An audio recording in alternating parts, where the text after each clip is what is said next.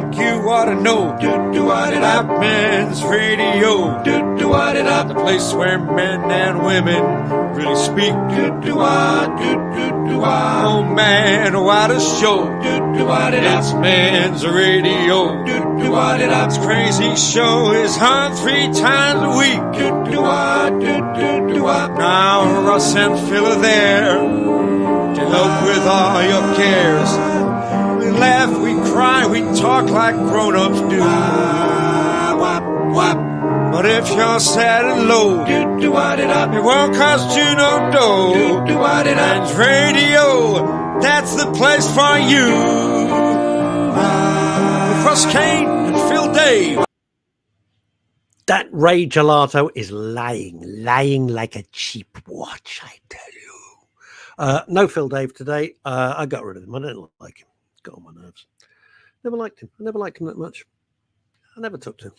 Last 15, 20 years I've known him. I've never really taken to him. Boya J. Farah, hi, hello to you. And Kimmy Lashmar. Happy Friday. Yeah. I had to. Phil's currently propping up one of the flyovers on the M25. Just had to let him go.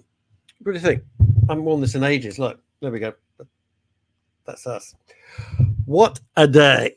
What a day. Before I introduce our wonderful theatre critic, I've been on holiday, Mr. Jonathan Baz. Today's one of those days, right? I have got to deliver. The way that publishing works is there's cycles when your agents and everybody can show your work to the publishing houses. Very distinct cycles. 2024 is already gone, looking at 2025. If I'm still alive in 2025, it'll be a mystery the way I'm feeling today. However, here's the thing. I have to deliver the book, the new book, to my literary agent by the end of play today. No pressure. So I'm going to do the show.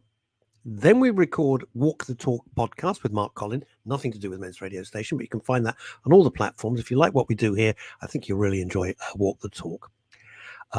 It's a lot of fun. And pretty cerebral.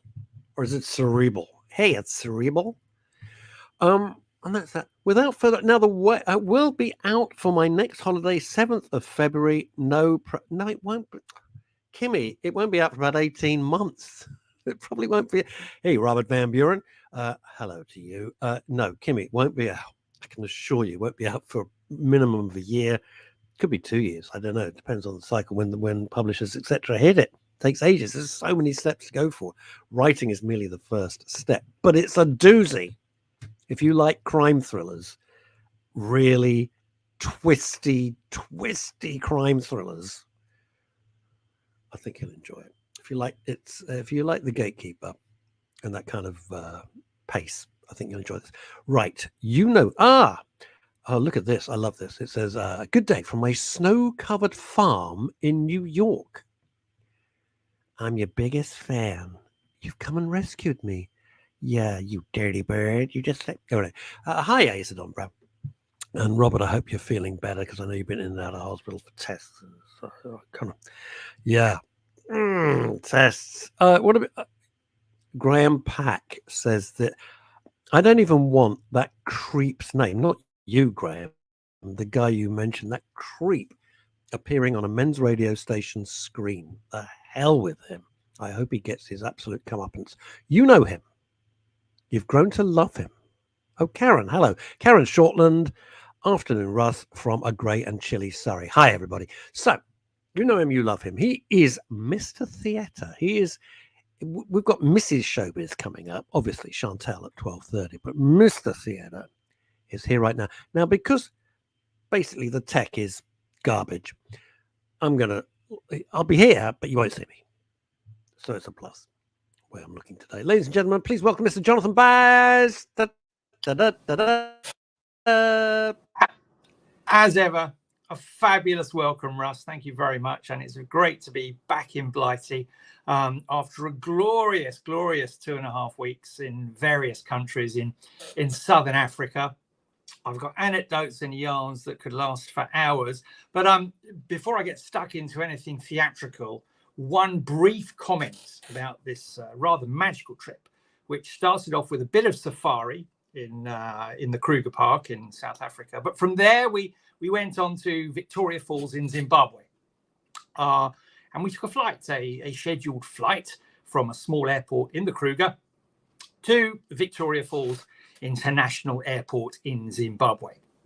A very pleasant experience. As the plane was taxiing to a halt, I noticed there were two fire engines lined up, facing each other, squirting arcs of water across the path that our plane took.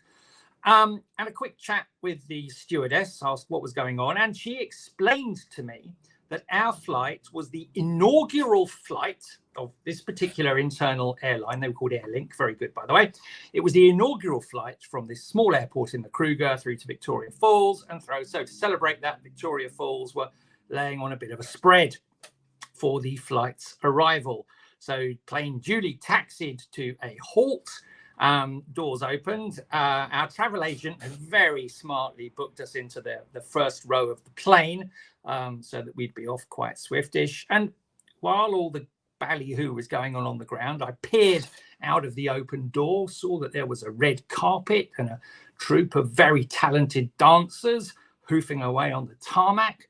And I thought, this looks interesting, and set my phone to record as we got ready to get out of the plane. And down on the ground, they were waiting for the captain to come out first with his peaked cap and his uniform and give a little, ceremony of the first aircraft of Airlink to arrive on this particular route. Well, the captain was busy. He was signing off his checklists, etc., in the cockpit, doing whatever they have to do when the flight comes to an end. And meanwhile, everyone wanted to disembark. And so as a consequence, first off of the aeroplane was, yes, Mr. Baz. So I duly had my phone ready, filming in front of me as I went. I stood at the top of the steps as I got to the door of the plane, and I gave a presidential wave and duly received a round of applause from the throng gathered at the foot. Made my way down the staircase, managed to avoid any Joe Biden blunders and slip-ups. Got to the bottom, was given a very warm welcome, and I applauded the dancing band, the dancing troupe. And I have to say, all credits on this occasion to Mrs. Baz, who dutifully was a good 20, 30 seconds behind me, as an entourage, a presidential entourage should be, of course, and made my way onto the red carpet. And thereupon became Mr. Regular Tourist as I headed to the baggage reclaim and the visa process. Fair to say, the visa process at Zimbabwe is quite what one might expect of a cash-based visa process. You hand your cash over, it gets thrown in a box, and you get a stamp in your passport. Very entertaining. Anyway, that is my travelogue. There's hundreds and hundreds more stories and photographs to accompany them, but that really was quite a unique way to arrive at an airport. Now, going on to the theatre of the week and the season, 3 shows to talk about. First being Macbeth with Ralph Fiennes, currently in Liverpool, which I did not see because it opened while I was in Africa, but an erstwhile colleague of mine did go and cover it for me. And as one would expect, with Ralph Fiennes in the title role, a gorgeous production, if gorgeous is the right word for Macbeth, very violent, very emotional, really explores Macbeth's complexities. Indira Varma plays his missus, Lady Macbeth. She's the really evil one of the plot, and it's everything that you want in a Macbeth. You may be challenged to get a ticket. It's in Liverpool at the moment until the 20th of December. It then, in the new year, tours briefly to Edinburgh, then to a venue in London, I think a venue near Canada Water. All of these venues are purpose-built for the show.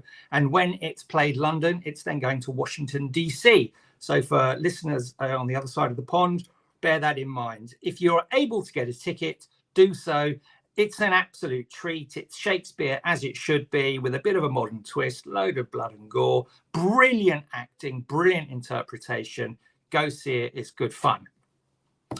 Next up is a bit of Pinter. Harold Pinter's The Homecoming, which is currently playing at the Young Vic Theatre near Waterloo in London. Now, Pinter can, for an awful lot of people, make their eyes glaze over just at the mention of his name, because his work is famously full of pregnant pauses, very heavy pauses, and he is broadly, loosely classified as coming from the theatre of the absurd. And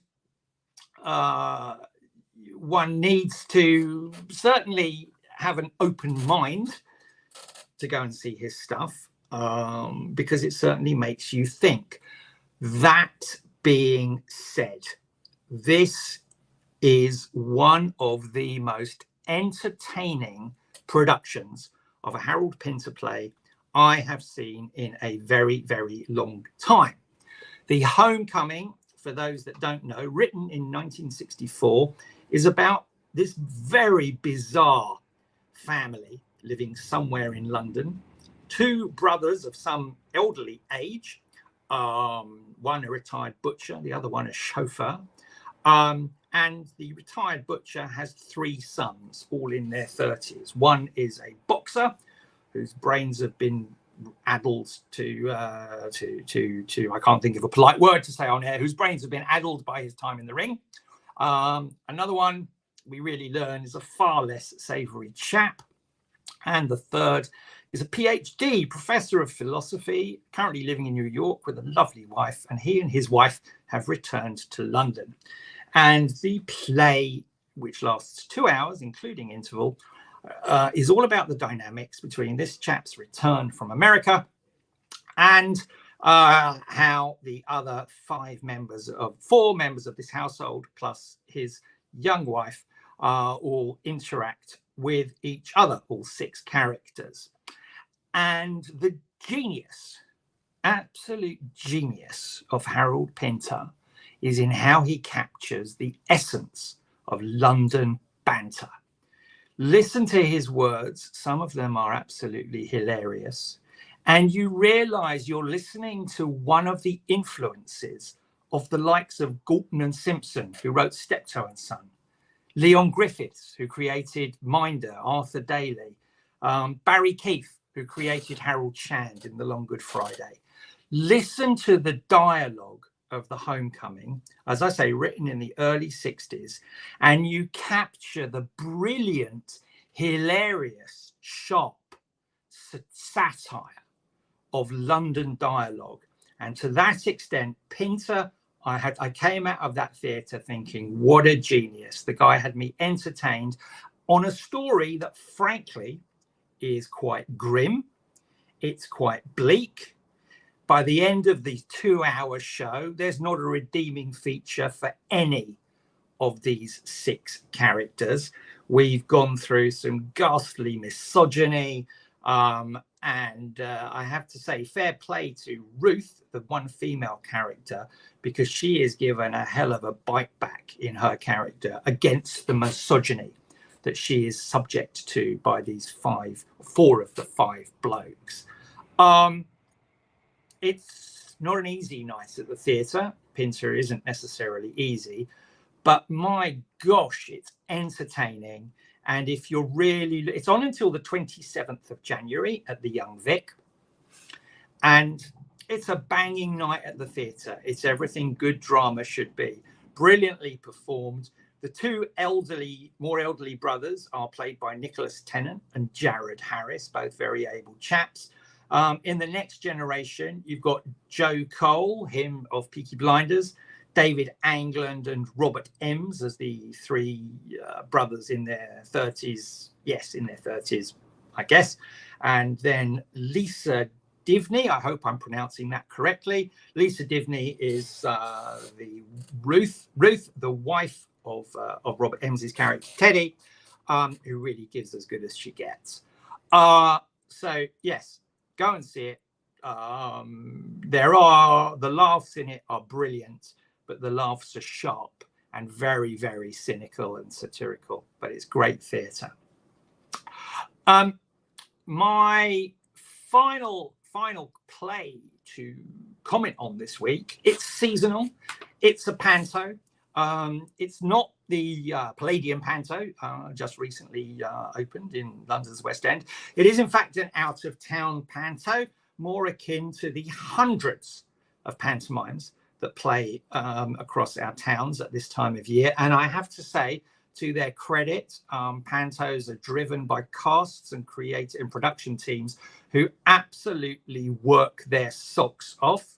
I know for a fact that in the run up to Christmas, you're looking at 3 days that have 3 performances a day in them. So the hard work that these actors and their respective crews are putting into their pantomime productions up and down the land is quite breathtaking. But I'm just going to talk about one. It's happening at the Hazlitt Theatre in Maidstone, where the show this year is Peter Pan.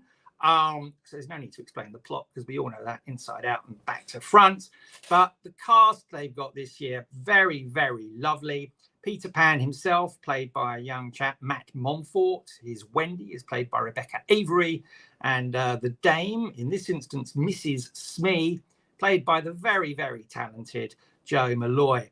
On the comedy side of the show, there's a rather cheeky character, very much responsible for engaging with the kids and calling out who's got birthdays in the audience, etc. This character's name is Stinky, which already makes him a hit with the kids before he's even said a word, played by David Zachary, who has been adopting this comedy role in Maidstone for quite a number of years. Someone who Maidstone have very much taken to their heart. He runs their summer festival at Proms in the Park in Maidstone Town Centre, in a Maidstone Park rather every summer. So he understands the town, he understands its people, and the comedy that he brings to his role is quite spectacular. So as I say, Peter Pan at the Hazlitt in Maidstone, but it's one of hundreds of pantos playing locally. And if you are able to get to support your local panto, ticket prices are usually accessible and affordable. I think I happen to know that the Maidstone one is quite possibly sold out. I know it's running till the end of December. Just go. They're great fun, a little bit saucy, but nothing too rude. And the comedy there, and I have to say, the comedy that I've seen in all of the regional pantos that I've seen over the years, the comedy is lovely, pure family entertainment. Just go for a very happy Christmas. And that's it for my theatre roundup. There's a lot to be said. That's beautiful. Thank you, Baz. There's a lot to be said for panto that people don't get. I did panto. Oh, no, you didn't. Yes, I did. For 9 years. First thing is they keep theatre alive, as I'm sure Jonathan will agree.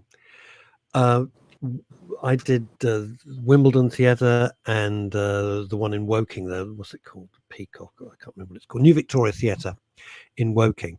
And they would take about between 1 and 1.2 million at box office. And I'm going back a long time because I stopped doing panto and vowed I wouldn't do it again in 2004. I'd had 9 years of it. It was fine. Don't want to ever do it again. It was nice. It was fun, but I don't want to do it again. They keep the theatres alive so that for the rest of the year, they can put on much more cerebral shows and experiment a little bit, etc., etc. And the other thing that a lot of people don't get about panto is that for many people in the population, it's their very first experience of ever going to the theatre. They've never been to the theatre. They're children. They're children. And they go to the theatre and they go, and they understand, and they become people like Jonathan Baz with a sense of wonder and enjoyment. It becomes a lifelong relationship between you and live theatre. It's a wonderful thing. Azadon Brown, by the way, in a very snowy farm in northeastern United States, saying, "What a remarkable review, Baz! I loved it." I call you Baz because my best friend at school was Peter Bazalgette, now Sir Peter Bazalgette, and he's only ever been called Baz. I never call him Peter. So at the moment I see your name, I immediately think of Baz, who I've known since 9 years old, when we were 9, when we kicked off together. So there's a lot about Panto. Jonathan, you're absolutely right. It is exhausting. We would do 84 shows back to back. Not in one day. And by the end of it, you're a zombie. I mean, you're an absolute zombie. When we did the Millennium shows, we were doing 3 shows a day, by which point you don't even remember your name, let alone it becomes an incredible blur. But I've made some lifelong friends doing Panto. The atmosphere is fantastic. But the thing, as Jonathan will know, is that there's a big nerve-wracking thing, which has got to do with mental health, actually. I don't want to talk about your holiday, but it's got to do with mental health, and that's this. You arrive on a Monday morning, and you have 2 weeks to rehearse. That's it, and then you're live, right? You've never met, as Jonathan can attest, any of the cast. And you know you're going to be living with these people almost 24 hours a day for the next 2 and a bit months. And that Monday, it's like going back to school. It's horrible because you're either thinking, when you meet them, this is going to be lovely and I'm going to have a terrific time, or, oh my God, that person is a nightmare and I've got 2.5 months of this garbage to get through and try and avoid that particular person. I was very lucky. In all the 9 shows, there was only one person who was absolutely vile, and everybody else was just fabulous. Fabulous. It was lovely. I mean, I'm privileged. Luckily, I've only ever seen Panto from front of house, apart from the rare occasion when I've been called up for some on-stage humiliation. But yeah, Russ, you're absolutely right. The financial contribution, I understand, that Pantos make, particularly to regional theatres' bank accounts, is huge. Yeah. Can't be underestimated. You know, there aren't many shows. You know, it's that one season when they're filling the house at least twice a day, sometimes 3 times a day. And that's rammed, absolutely rammed. And of course, you've got all the merchandise stuff. It's Peter Pan. They're buying all the silly little swords and the little wands for Wendy, and you can make it up. All the rest of it. Graham Pack saying, JB, we saw The Time Machine, a comedy at the Park Theatre last weekend. It was bonkers but fun. Know anything about that? I don't know it. And Elizabeth Green, coming in from New York City, said, Ian McKellen, Serena, as Widow Twankey at the Old Vic. What a treat! That was. Well, Ian McKellen. I'm loving one. Ian McKellen last year came back to pantomime as Mother Goose. We saw him at Brighton, where the press night was of the production, for a week or 2. Then it came to a West End theatre for a month at ridiculous prices, but still sold out for most of January. And then, bless him, Ian McKellen and the company took the show on the road for 4 months. And you might think, good Lord, pantomime all the way through to April. But nonetheless, it sold out wherever it went. And of course, being on the road, it's going to regional theatres, and wonderfully was at regional prices. So albeit people would have paid through the nose to see him in the West End, when he was playing in Cardiff and wherever elsewhere, it was typical Cardiff prices. And I had immense respect for the man. His Mother Goose was brilliant. He was an absolutely crusty, ugly old dame, done brilliantly. And all credit to the man. He doesn't need the money. I'm sure he was paid a very handsome salary, but I'm sure he doesn't need the money. And to haul his bones, which would then, they're now in his 9th decade, to haul his bones around the country, in and out of 4 or 5 costume changes a night, and all the makeup and all the slap, and put on that turn, 8 times a week. I don't think he was in the 3 shows a day. It is exhausting. I came away with nothing but respect for the man, and a gorgeous performance too. So funny. And if you haven't seen Percy and Frank, I know we disagree on this, but I think our viewers would like it, our listeners as well. Graham Pack says this, for years, this is bringing back memories, Graham. For years, we took our children to see The Sooty Show. Now, The Sooty Show used to be on the Mayfair Theatre, which is in the Mayfair Hotel. This is oddly enough now converted to a cinema where Chantal Rickards often takes me for a BAFTA screening. So the whole world has come full circle. For years now, we took our children to see The Sooty Show. It's coming to a local theatre. I was tempted to take my 2-year-old granddaughter, but I think she's still a bit young. Maybe next year. Graham, I have a memory that makes me laugh so much. It still makes me laugh. Of taking my son, who's now 42 and lives in Texas, and is one of the most senior people in an enormous organization, which I won't name. And it was called Sooty's Haunted House. I had to take him out. My daughter, Lauren, who's got one of the biggest podcasts going at the moment called the Self-Care Club, my daughter absolutely loved it. But my little guy had to take him out. And whenever he annoys me, which is every time we ever speak, I always manage to remind him that, Mr. Big Shot, you had to be taken out of the Mayfair Theatre because Sooty's Haunted House was too scary for you. Let me ask you something before we bring on the wonderful Chantal Rickards OBE. And I didn't say I was going to mention this, but I'd really like your view.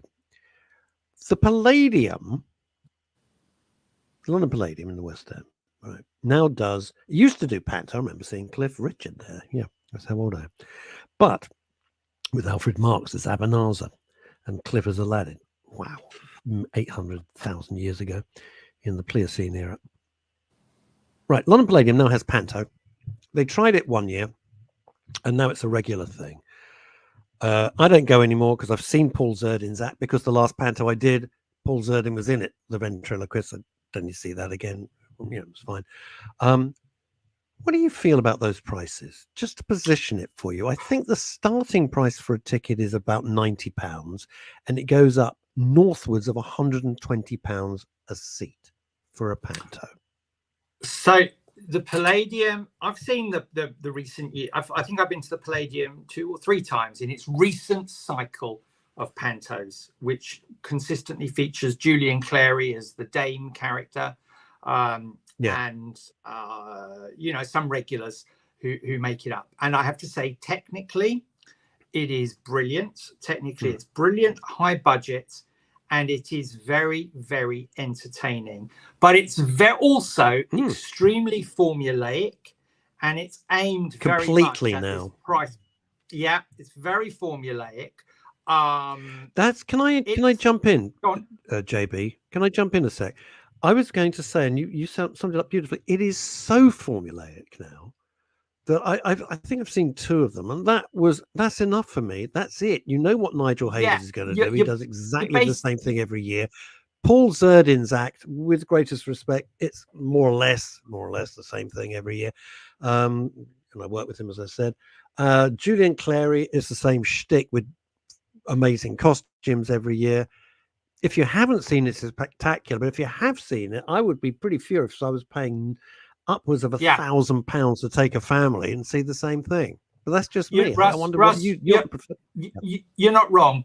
And for me, given a Dame, if you're comparing Julian Clary with Ian McKellen, Julian Clary is a beautifully glamorous man in a dress. Camp as 10 Christmases. And he's fabulous. He's fantastic. Ian McKellen in a dress is an ugly, wizened old man in a dress with a ton of slap on his face. And I know what pantomime Dame I'd rather have making me laugh. And it's the old man who's hideously ugly, because that to me is the seaside postcard image of the pantomime Dame that for me represents what is the essence of British pantomime. But you look, Palladium have got a product, they're selling it. No criticism of that. They're the producers. Not at all. They're making a fortune. I mean, they're making an absolute fortune. I'm going to have to let you go because we've got Chanta's chomping at the bit. But one question, and you will think this is a weird question coming from me, the way I normally am. And I'm very potty mouthed. I know, in real life, I know I am. But they push it, don't they? They push it a lot. They push the envelope of really what is. Do you want to take children to that? Because a lot of it you hope goes over the children's heads, but some of it's going to land. How do you feel about that as a theatre critic?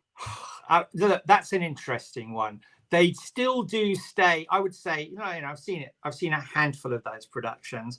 I think they do stay this side of acceptability, but you're right, Russ. They take the envelope and they push it as far as they can. Julian Clary is a brilliant stand-up comic. Yeah, he's good. He's very good.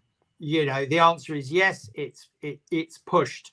It's an interesting one about what we do or do not expose our children to. I would say, compared to what I suspect many young children may be already having to encounter in the world at large as it is, be it online or sadly in the classroom, I'd still say yes, go and see the Palladium if it fits within your budget and you haven't seen it before. But you're right, it's taking the envelope and pushing it to quite a limit. But they make a fortune, and we love theatre and we love live entertainment, and with what everyone's trying to do to London, it's wonderful to have a degree of happiness and laughter left in what was once a great city and having its guts ripped out. Jonathan Baz, you are a fabulous man. Thank you for being part of Men's Radio Station. Thank you for being a regular, and welcome back from your travels. Wonderful theatre critic, Mr. Jonathan Baz. Now, what was I going to say? Now, hang on a minute. Let me just get rid of something. There we go. That's gone. It's that time, ladies and gentlemen. It's that time of the week when suddenly glamour shoots to the forefront of your mind. When suddenly blonde sophistication wafts through the airways, like the perfume department of Harrods, leaving an aroma of magnificence, style, sophistication, and joie de vivre. She brings with her the glamour of Hollywood, mixed with the earthly reality of Wandsworth. She is, of course, Chantal Rickards OBE. You are a ridiculous human being, and I'm much more Wandsworth than I am Hollywood. Definitely. I am a ridiculous man. Yeah. I am a ridiculous man. If you knew what my life was at the moment, you'd know how ridiculous I am. Jeez. How are you? Are you having a what a day week? Today is. I can't tell. I'm having no. The week from now. As you know, I've had. It wasn't no really. As you know, I've had to cancel everything because I have to deliver this book, this next novel, by today. Indeed. Today, good. Today. So can you come out to play today? Today. So I've cancelled everything and literally been sitting up about midnight every night getting it. Yesterday I hit 81,000 words. So I'm there. I got one more chapter, the final denouement of this mystery crime thriller. And that's it. And I can deliver it. Well, I've probably, if I don't deliver it tonight, it'll be over the weekend because I've got to prove everything. But we're there. We're there. We've done it. Right. Out of interest, had you already sketched out the beginning, the middle, and the end? And do you know exactly what's going to happen on the page? No. No. Wow. No. That's amazing. Can I tell you? I'll tell you the genesis of this because it fits in with everything that you do about screenwriting and everything like that.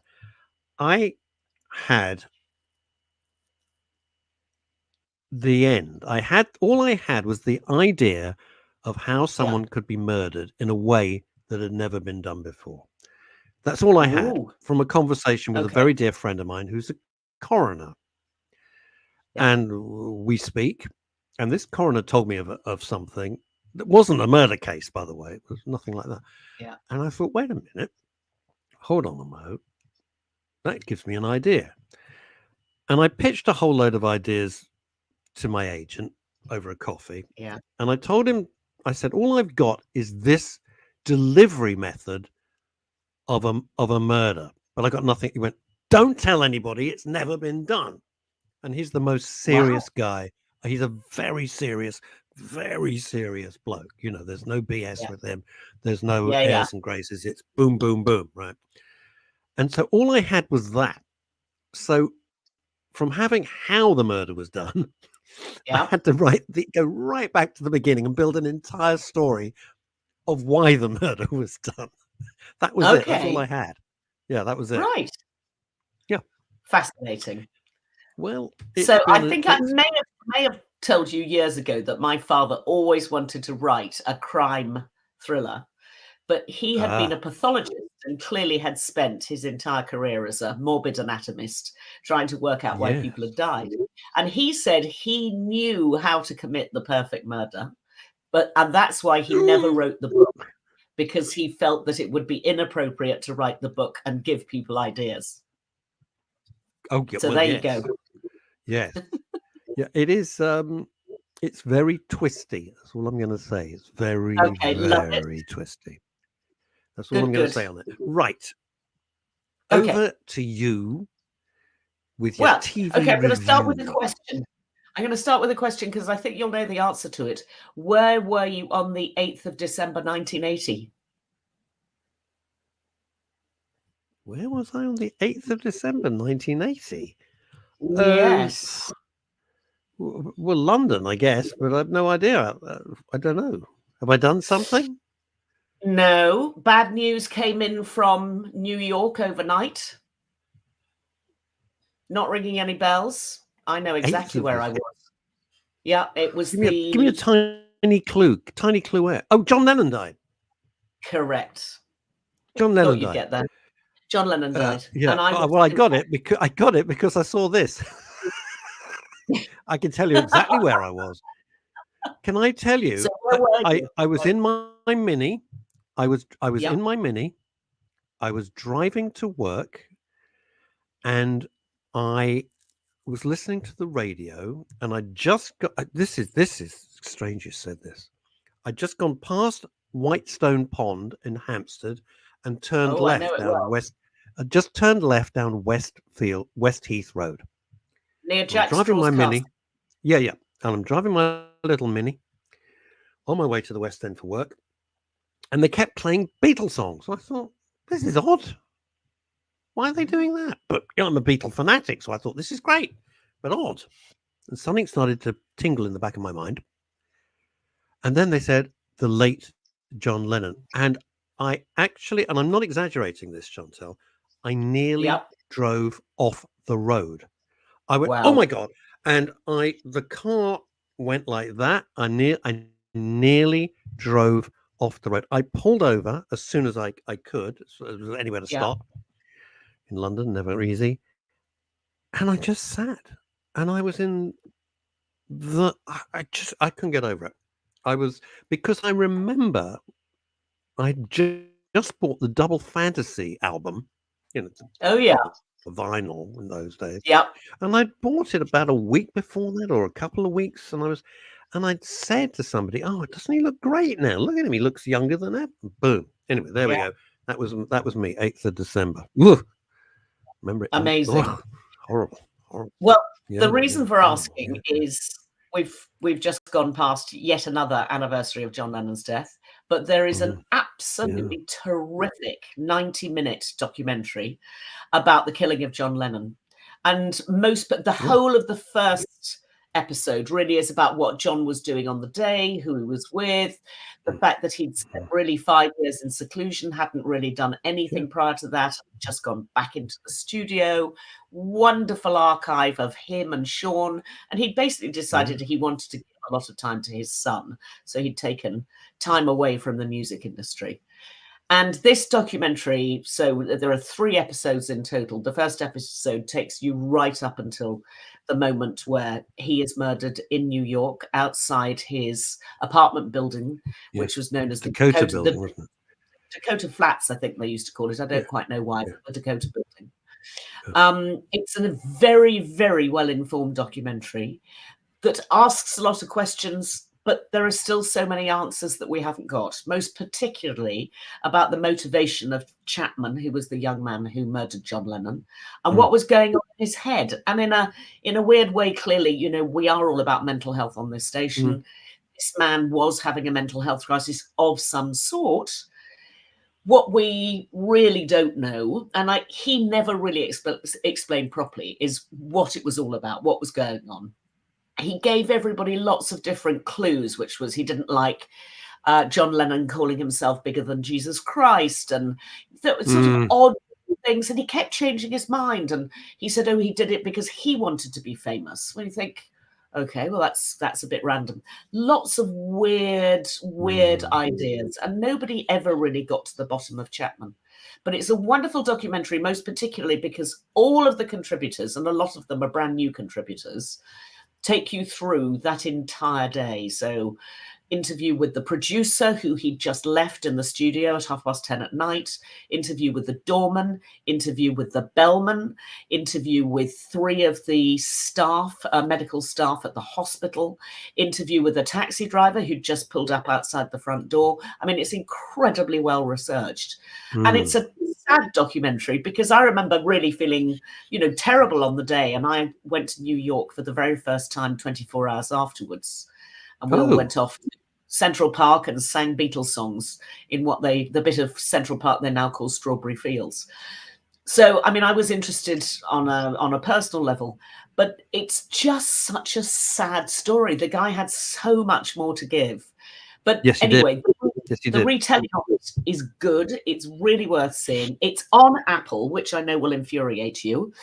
But again, you can always just take Apple for a few weeks, try it out, go and see all the things I've told you to watch. And this is definitely worth it. I think it'll win awards. It feels really authentic and really well put together. And it's just called Murder Without a Trial because famously he decided to admit guilt. So the case never went to trial. So we don't really know what it was all about because it was all shut down and we never got to the bottom of it. But it's a fantastic documentary and it's really worth watching. Not exactly. What a waste. What a bloody waste. Yeah. Because who knows what he could who knows what he could have done. Who knows? He was he was not my favorite Beatle. I'll be honest. People always get annoyed with me. He was actually my least favorite Beatle, but an incredibly he was. He was for a variety of reasons, which I'm not going to go into. But he had so much more to give. Yeah, he's so much more to give, and no one, well, apart from some politicians, nobody deserves that. Nobody deserves that. By some wretched loner, and I know I'm the co-founder of a mental health radio station, but it makes me so irate that one lunatic can deprive the rest of the world from so much wonderment and so much talent. Here's a little pop quiz for you. I'm not doing that comment, Graham Pack. That's very silly. Who was the last person to interview John Lennon? Oh, well, in fact, she is interviewed in the documentary. Nope. And it's Nope. Okay. Andy Peebles, of all people. Andy Peebles. Yes, I know, random as it sounds. Andy Peebles was the very last person to interview Lennon. Isn't that weird? In New York? Yeah. I'm not sure where. I think the interview took place in New York. I think it did. I think it was the BBC or whatever flew him out there. I don't know the exact ins and outs of it, to be honest with you, but I do know, and it's just a weird thing because us in the radio industry go, wow, of all the people, Andy Peebles. Go figure.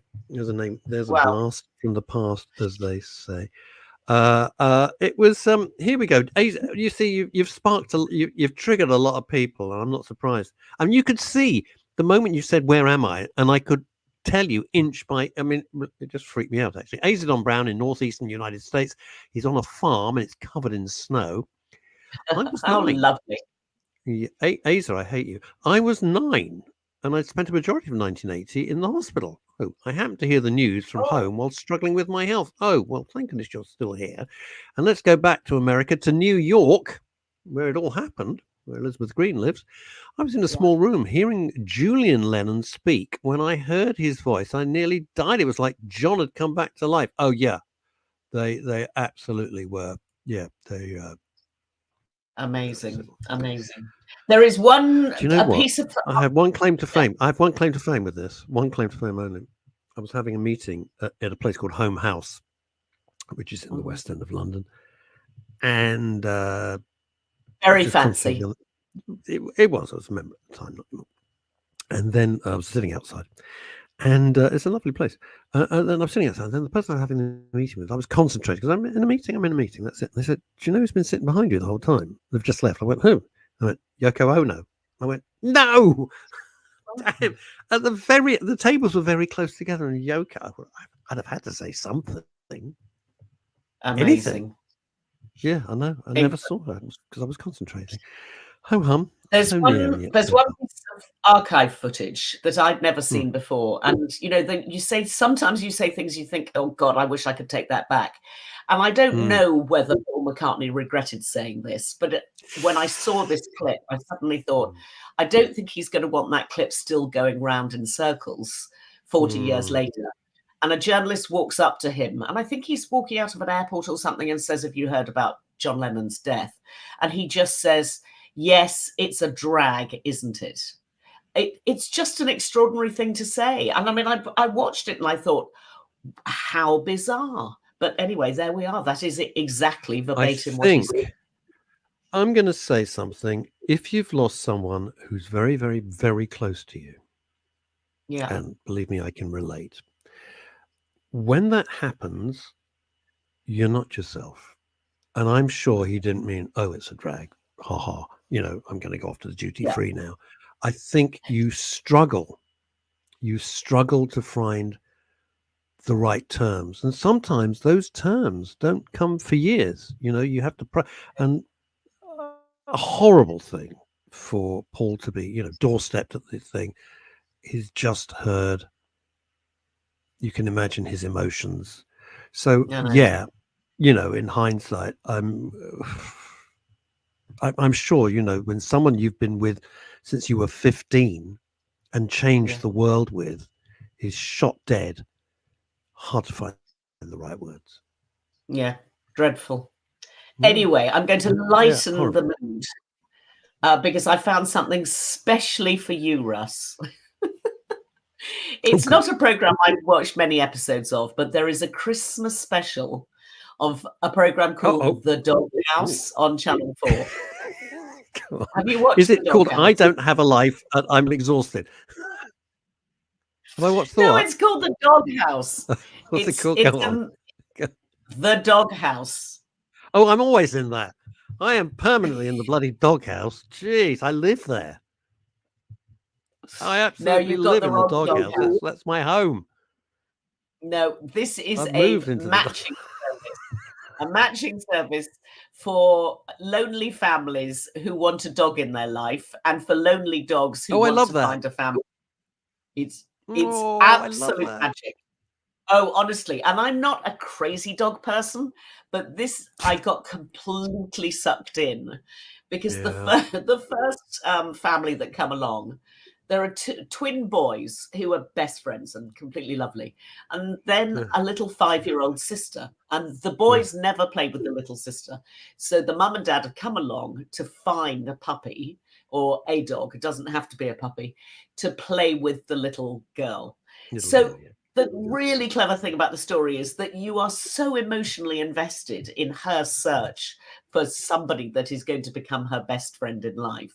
And there are these slightly surly brothers who are 8 years old who are just sort of sitting in the background like a bad smell. But it's absolutely beautiful. And the first dog she's introduced to, it all goes horribly, horribly wrong. But I'm not going to spoil it. It is such a beautiful little program. Doesn't bite her, does it? No. Honestly, it's the Christmas special. It will make you weep. I promise it will make you weep. They always make me cry. I just have to see a dog. It's ridiculous. When I walk Ebony, it's the slowest thing in the world for two reasons. One, she has to smell every leaf in London. Every leaf we have to stop at. But every time another dog, I end up talking to the owners. They're chatting to me. It's I get very emotional. Dogs. They're just great. They're so much nicer than people, aren't they? So nicer. They're much more. Anyway, it's on Channel 4. It's on Channel 4, so you won't have to spend any money on it. But it's absolutely worth watching. Sit down with a cup of tea and a mince pie, and you will just have the perfect 1 hour of television. I mean, it's schmaltz, just it's lovely. Large. It's great. It's what we need. It's what we need right now. We need lovely, lovely stuff that isn't people, ranting and raving and wanting to kill you. It's a wonderful. It's lovely. It's life affirming. It's adorable. Completely, absolutely. Do you know the one place I can't go? Do you know the one place I dare not go? And I'm not joking. It's not a joke. I've always the person who's the CEO used to be the CEO of a charity, which I was a trustee for 20 years. So I could just phone up and go. But I've never gone to the Battersea Dogs and Cats Home, whatever it's called now. I always call it Battersea Dogs Home. I can't, because if I go, I'm going to have to leave London, buy a farm, how, God knows, and have like 50 dogs, because I'd want to take everyone with me. Yeah, you would, wouldn't you? I couldn't bear it. That's yes, I remember that lady because she worked with us at the Variety Club before she went to run. That's the one. That's the very one. Yes. So Battersea Cats and Dogs Home is now just called Battersea, which is bizarre because Battersea's like Lulu, like Lulu or Prince, Yana. One for the kids there, Yana. Sting. Exactly. Anyway, so there you are. So don't go near Battersea over Christmas. Bono. Oh. I have to say why I do Yana. I do Yana as a gag for one person only in the universe, who's Hilary O'Neill, who is so steeped in showbiz, it's ridiculous. I think if she perspires, it comes out in glitter and sparkles. That's how steeped she is. And there was a singer a gazillion years ago called Yana. So when we want to make ourselves laugh, no, you wouldn't know. You're too young. Hillary's 85. She's going to kill me if she ever sees me. She's going to absolutely punch me straight in the face. No, there was a singer just called Yana, and it's always made me laugh. It's a bizarre name. She used to be on Sunday Night, the London Palladium, all those sort of shows, those light entertainment shows at the time. Okay, there you go. Look her up. Anyway, right. Oh, Elizabeth Green remembers. There you go. Okay. Graham, can I just say something, Chantal? Graham Pack, you are a very sick man. You're a very sick man, and I'm not putting that up. Right. Next on your purview of viewing. Right. Every pun intended, I want to raise us up. And the reason I say that is because there is a really good documentary on television that I didn't think I particularly relate to. But actually, it is for everybody to watch because it is about the story of Viagra, which might sound like it's a problem only for boys. But clearly, girls have a part in this little story too, let's face it. And it's a brilliant documentary that's just come out called Keeping It Up. Of course, it would be called Keeping It Up. And which is probably one of the reasons that Pele was one of the first people to advertise it in America. And it's the story of Viagra. And I mean, in the first 5 minutes, I just thought, there's so much here I don't know. First of all, it was created in Merthyr Tydfil, who knew, as a heart medication. There's a gag there about leaks, and I'm just not going to do it. Oh, there are so many gags, honestly. I mean, I have to be quite careful about what I say and how I say it. You do on the Daily Show. You can say what the heck you like. Don't care. No, but honestly, it's brilliant because I hadn't quite realised this sort of the emotional benefits, which is a benefit for men and women on either side of the sexual relationship, that is absolutely crucial to the success of Viagra. You're getting hot under the collar there because I can see you talking about this and you go. I've got a very hot woolly jumper on today. I did watch the documentary on my own, probably a good thing too. Yeah. Well, you didn't have the kids there. That would have been fun. Have the boys there. That would have been great. So what do you think of it, Mum? Never mind. Go away. You got homework? Exactly. No, I'm 25, for Christ's sake. Well, the history of erectile dysfunction is really quite something, because in the very, very, very early days, one of the things that they used to do was inject you with radium. Probably not a good idea if you think about it. You're kidding me. No, I'm absolutely not kidding. God. I could not believe it. So clearly there were an awful lot of moly. people out there who ended up with penile cancer, which was really not very nice at all. But that was one of the first things they did. And then, do you know how bad radium? Can I just sorry to jump in? Hang on. I've just got to say, radium is what they used to put on luminous watches and clocks. They did. And if I didn't know that. And to make them glow in the dark. Don't do the gag. To make the watch face and the clock face. Stop it.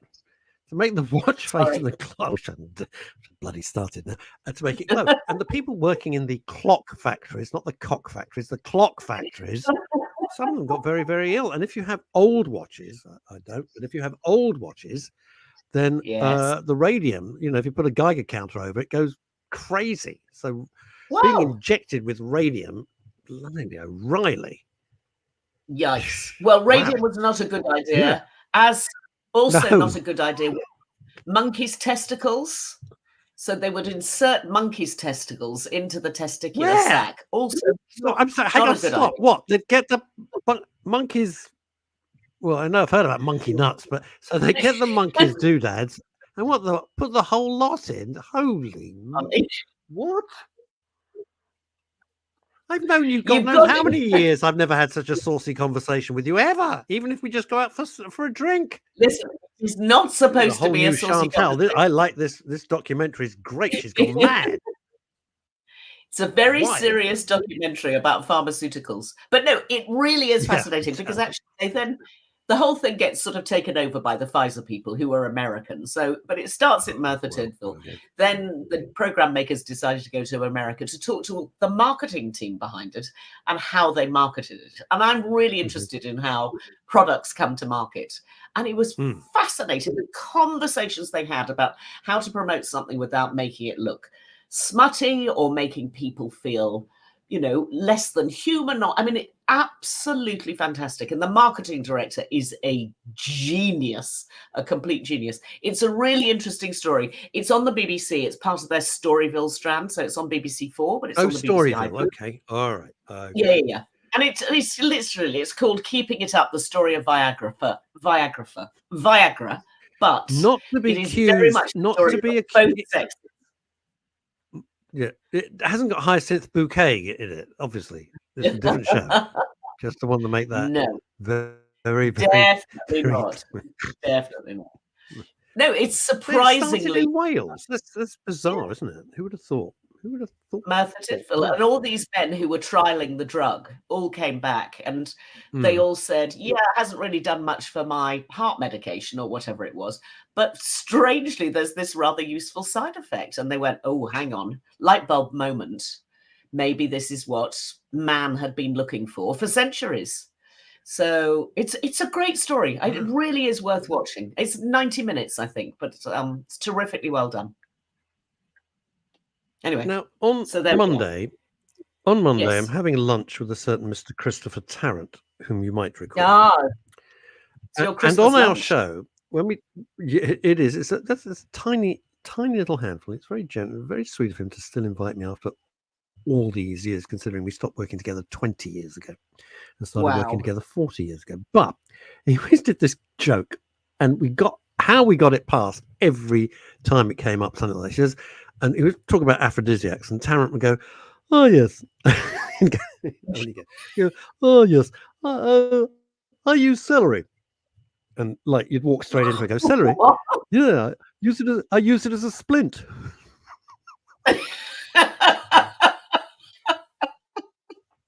Oh God, dear.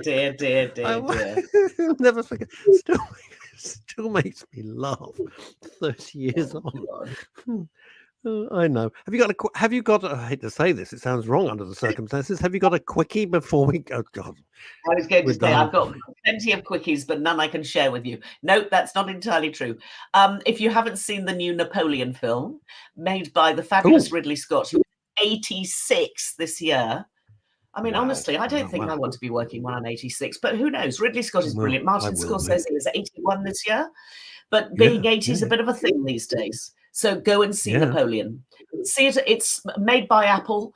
don't wait to. I mean, you can watch it on Apple if you want to when it comes round, but the big screen. Big scenes need to be seen on a big screen. Big so screen. That would be my. Well, it's not particularly a Christmas film, but it's a bloody good film, and it's really worth seeing.